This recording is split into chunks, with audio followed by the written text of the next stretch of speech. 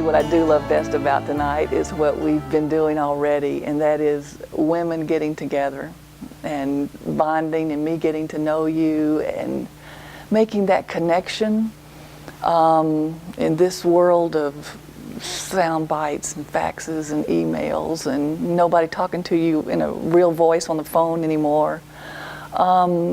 We've lost something. And females in particular, we have lost that bondedness that used to come so naturally to us through quilting bees and corn huskings and events that women would do to be together and learn from each other. I mean, I've learned so much already from you tonight. It's really the best part of doing presentations for me is being with other women. And I sort of see it as the modern day quilting bee, where we get to exchange ideas and get to know each other better and learn what other women are doing as women to survive in this world and stay happy and together and whole, which, as you know from the book, is my biggest push, is always taking that journey towards wholeness, because that is where your soul is never suffocated. A lot of you have asked me, did Jim read the book before it got published? And Jim is my husband, and the book is an honest account of our life from the day that I asked Jim why we were so unhappily married. And even before tonight, I always check with him. Say, look, Lisa knows you. Some of the people might know you. Are you still okay with this? And Jim took my face in his hands, and he said, honey, if you can just help one other couple grow and feel as good as we do, take it to as many women as you can. Y'all believe? That's right. Y'all believe it, don't you? No, it's not what he said. God, no, Jim is clueless. He is clueless. He has come such a long way, but no, he will never be that kind of a soulmate. Never. But I will always love him. I mean, actually, he looked, I reminded him again, we might be people and he just smiled and said, great, go have a good time. Just please don't explain it all to me again. And so that's the kind of relationship that we have, and it's wonderful. I mean, that's my honest husband, and yet what is in the book is the fact that I was able through my power as an individual, as a woman, to take a clueless male, and cluelessness isn't a fault. It's just a trait. And you'll see at the end of the book, we communicate now. We actually know how to talk with each other. We can become intimate.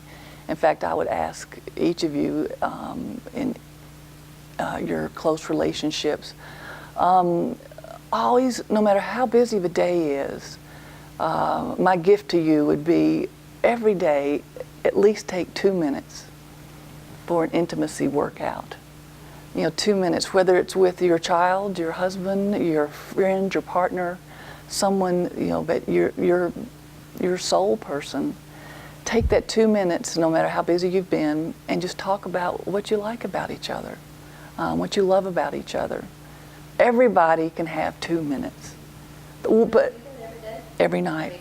So consciously, you got yourself into that routine. Yes, consciously. Naturally. 9:30. We've just put one to bed, Wyatt. Clint's still up. And Jim and I, we meet over nachos and a margarita or some hot chocolate. And 2 minutes is a minimum. And it always goes longer than that. But we used to never do that. We would go days without talking about each other and just take each other for granted. So Jim's cluelessness, I realized that it was something I could change, and that's the message I want to bring home. We have the power to change the dynamic of any relationship. and you can change it at any time. But what does that take? And why did I write the book to do this for as many women as I could reach?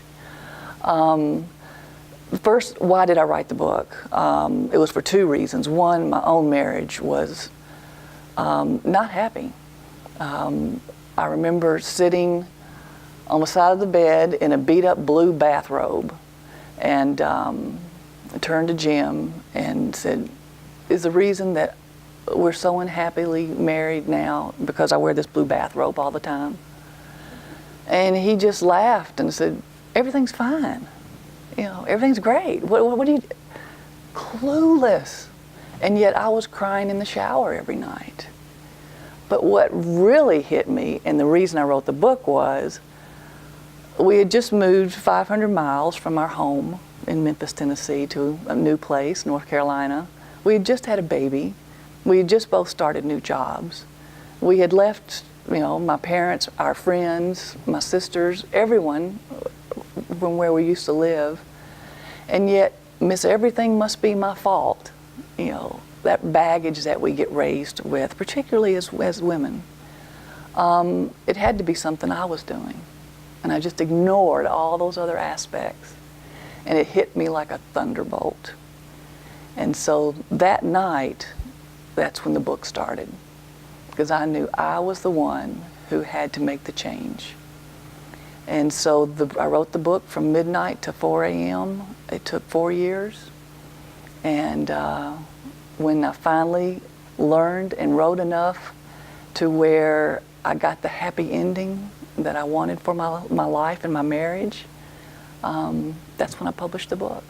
A national survey of 10,000 college students was done, and they said, what is your number one priority in life? And they said, to have a happy marriage. And I read that and realized, if things keep going the way they're going, only 1 out of 2 of all those students are going to have a marriage, a happy marriage. The others are going to divorce. Because those are the statistics, and I wanted to change that. As a public health professor, I wanted to change that. Because nothing feels greater than a good relationship, and nothing feels worse than a lousy relationship. And the marriage guru of the world, John Gottman, he said the sacredness that you're talking about is commitment. And that's why I called it the Commitment Chronicle. It takes commitment to stick it out through the hard times. To make commitment work, I realized that I had to get out of surreal love and into real love. Because I had been married 8 years and I was in surreal. It was distorted, dreamlike, based on a blue robe that might not look good enough. What is surreal love? Surreal love is what most couples have.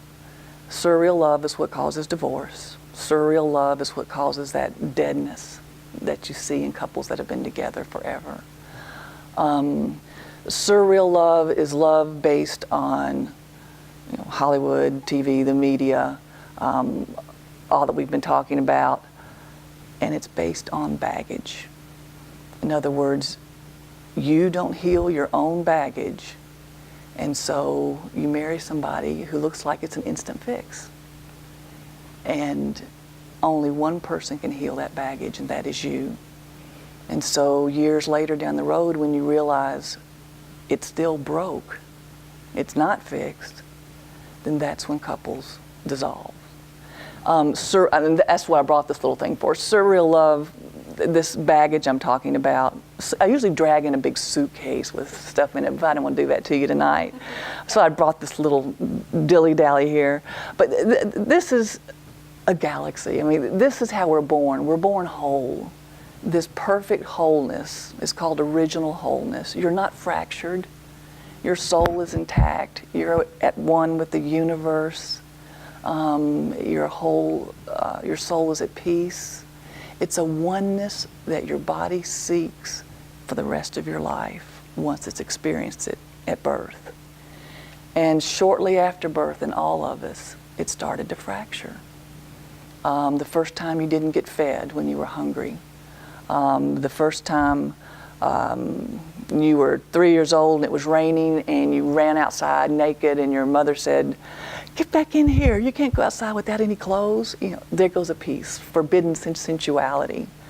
That time you stomped your foot and you were mad and yelled because you were really angry.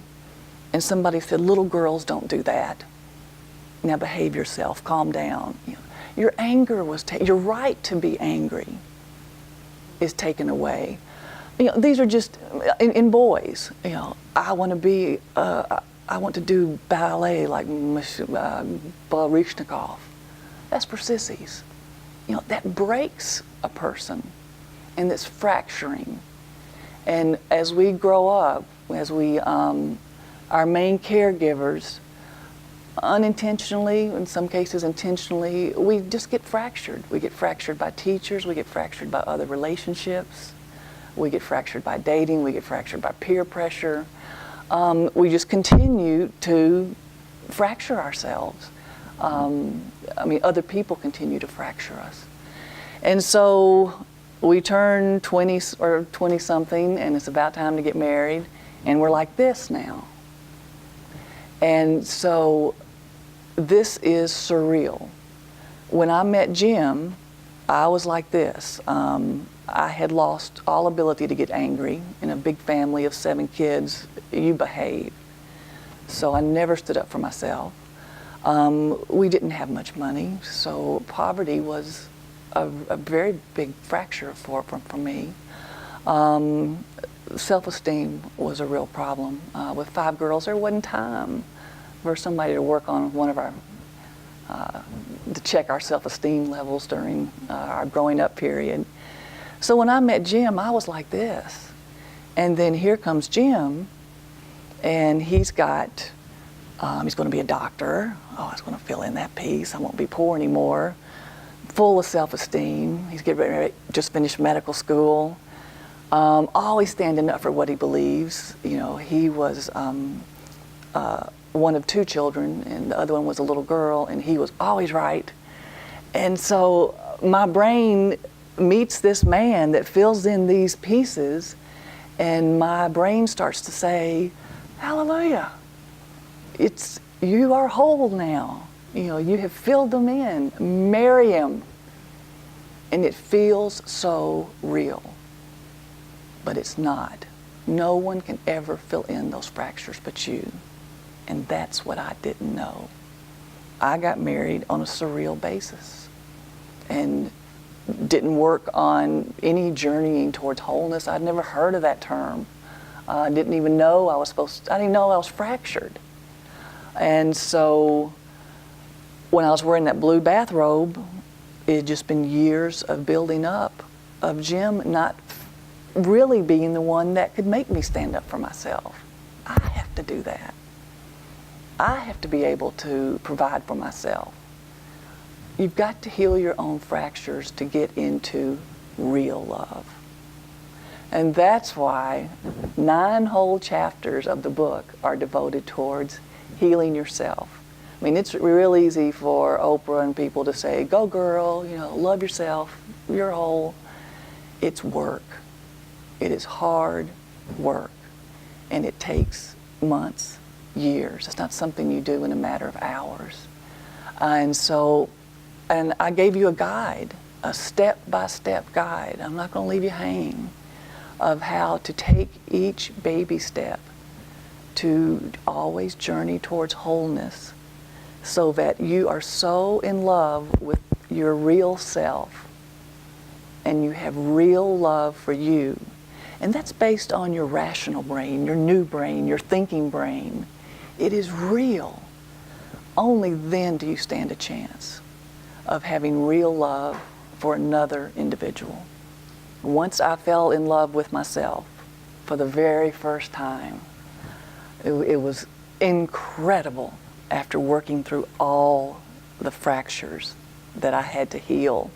And I'm still working on them. I'll be working on them the rest of my life. But that's living. And when you're not working on them, that's just existing. And that's what I was doing previously.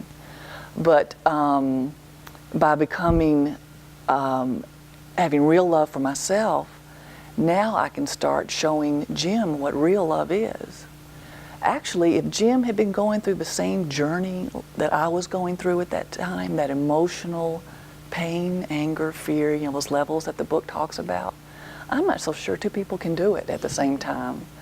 Fortunately, Jim was very supportive, and he saw a lot of change, and he was scared. But that alone enabled Jim to go to counseling for the first time, because he saw a change. He realized it ain't gonna be this way anymore. And counseling was wonderful for us. You will find your partner loves you. Your partner loves you. No matter how much you're changing, your partner will want to do what it takes to keep that relationship. And change, you're not changing your partner. You're trying to find your partner. You'll notice in the book, I try not to go into this is a male trait and this is a female trait, etc. Because we are all clueless at different times in our relationships. What we're looking for in the book is finding the humanness. And what I didn't give Jim a chance until I became whole was to find his humanness. He wanted to take care of the kids more. He wanted to allow me to go exercise more, take more time for myself. We so willingly allow our partners to be clueless. Sometimes we allow ourselves to be clueless a lot. Cluelessness is the easy way out. And fear is, it's a huge factor in marriage. And the thing to remember about fear is, if you continually fear something, like I used to always fear, if I do this, Jim's going to be mad. If I do that, we'll all be walking on eggshells. If I do X, Y, Z, Jim's going to leave me. Fear is a wasted emotion, because if you continually fear, you will get what you fear. If I kept living through fear, yes, we would eventually have left each other, at least emotionally. We might have stayed together physically, but emotionally there would have been nothing. You always get what you fear. So I quit living through fear the moment I found real love for myself. And it is not manipulation, it is a truth. You have found your truth. And when you live your life through your truth from your soul, then you are living it at its highest potential. Real love means, one, you assume responsibility for your own happiness. You assume it. It is mine. I am the one. I have to assume responsibility for my integrity, for my happiness, for what I stand for. And real love is acting from with that. Real love is saying, whenever Jim and I, and now with my children, I use this too, whenever there's a conflict, I used to think, what do I need to do for him? Or what do I need to do for Jim? And now I think, real love. What would real love for Cheryl do in this situation? It's not a conceited question at all. It's a question that goes into my deepest truth, and from that will easily come an answer that will be out of love for everyone. Every time, if you just go into that space and ask, what would love for me, for my integrity, for what I stand for, what would that love want me to do? You take care of yourself first. Real love is seeing your relationship as a chance to grow instead of a reason to be disillusioned. If you're always seeing that conflict as a way to grow, as long as it's not abusive, I'm not talking about abusive marriages in this book at all, which I say at the very beginning. Never see it as disillusionment with that person, but see it as a chance to grow and change.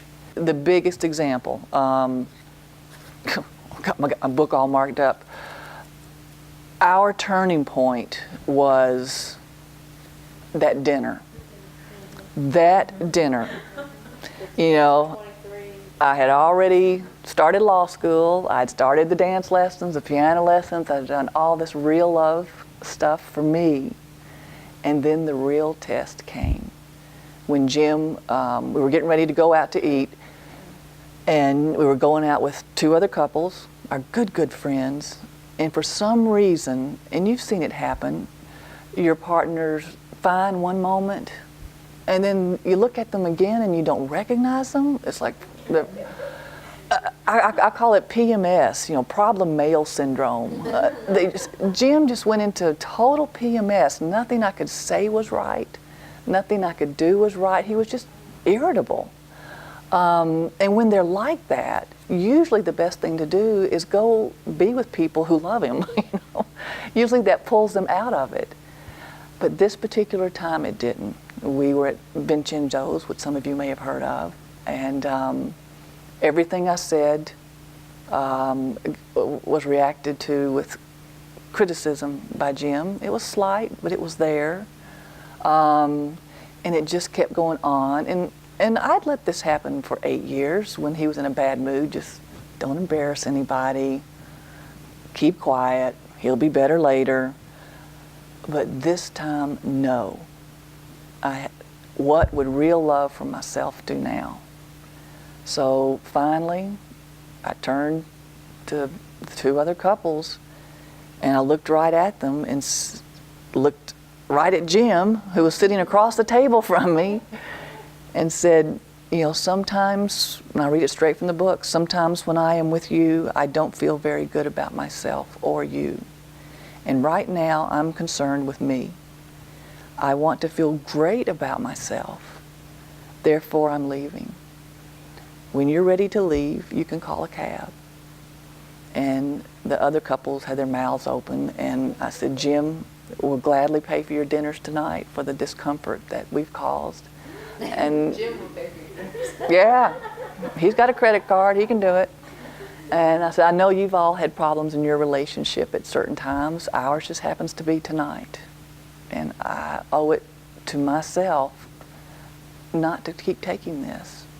So I took the car keys, which were sitting right there. I took them and took the Oldsmobile and left. And went to a movie, which was Thelma and Louise. I didn't even know what it was about, but it had two women's names in it, and I knew I needed to be around women. And it was perfect. Every time they'd blow up a truck, or every time, they'd yell at somebody, or, shoot some guy. That's me. When I was chomping popcorn, slugging Pepsi, with each slug, just anger going away. And who was the anger at? Me. I had let this happen. I had let this go on for years. And yeah, I was mad at Jim too, but I was the one, the buck stops here. And so by the end of the movie, one, I was ready to trade the Oldsmobile in for a convertible. And if any car place had been open, I would have done it. But I got rid of my anger. I forgave myself. Forgiveness, it only takes one person. It does not take two people to have forgiveness. It just takes one. I forgave me. I forgave Jim. I thought I should be a little fearful about going home, but I had the greatest sense of confidence that I'd ever had since we'd been married, because I had done what was right for us out of love for me. And I got home about midnight, and Jim had that deer in the headlight look, going, what's happened? Didn't say a thing. So I walked up to him and hugged him, and I said, don't ever, ever forget that we are on the same team. I'm the best friend you'll ever have. We're in this together. I am not the enemy. I'm the one that will always love you. And I know you're the one that will always love me. And I took his hand, and instead of staring in his eyes still, we both turned and faced the same direction, which was the door. I think they gave us some sort of comfort. But it let Jim know we're on the same team. We just faced the same direction. And he squeezed my hand, And he said, I'll try to never let that happen again. And I said, trying won't do it. It will never happen again. And we hugged each other, and our relationship changed from that day forward. I mean, that's when our marriage vows really came into action. From that day forward, I have never been treated with that type of disrespect because I don't allow it. But the moment was also so profound for him. It was the first time he really realized that, yeah, I am with a woman who has a different kind of love now, a real love. And things have changed. And as you can see by the end of the book, they changed for the better. We communicate with all phones turned off, all TVs turned off, all radios off, newspapers down. Now we started out, I can remember we used to point fingers, never point fingers. You start out, first, if you have to use your hands, touch your heart while you're talking. But now we hold hands and talk. And now even when I finish the conversation, Jim says, come back here, let's have another hug and seal the deal. And he's still clueless. I tried to explain something to him about 3 weeks ago about intimacy. And he had been out of town and come back in town. And there were a few things he needed to relearn. And so I was explaining those to him. And I could see he was listening. And I could tell even if he blinked, even for a second, he would lose everything I was saying. And he was trying so hard. And I finished, and I kissed him on the cheek, and he kissed me back. And I said, "Did you understand what I was saying?" And I said, "I need you to say it back to me to be sure." He said, "Honey, I'm gonna have to be honest with you." He said, "I was listening so hard." But do you remember Carl Thornton? What was his name? Billy Bob Thornton. In the movie Sling Blade. I immediately went back to next. Sort of reached for my neck, and I said, "Yeah, I remember that."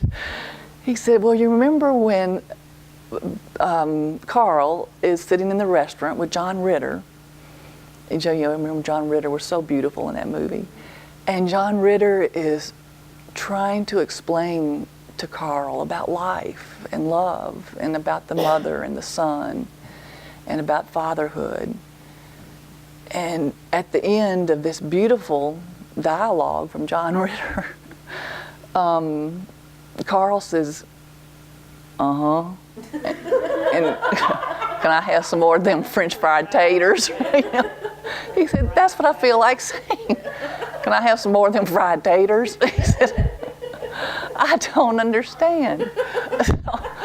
So you go forward 10 steps and you come back 2. And you take the baby steps again. So I re-explained it till he understood it. And he didn't want any more fried taters. That's real love. That's what it's all about. And in closing, because I didn't mean to go this long, I think what I'd want to leave you with is never let love for another person come before real love for yourself. If you remain blind and deaf to the things that chip away at your soul and suffocate your soul, things that chip away at your personal truth, your beliefs, your integrity, not only have you failed your relationship, but you've failed yourself. So in living and loving, take the road to wholeness for yourself every time. Be true to yourself, be true to your souls, be true to your relationship, and your decisions will always be easy for you. Always remember, reach for your fullest potential as a human being, whether you're the male or the female in the relationship. Reach for your fullest potential as a human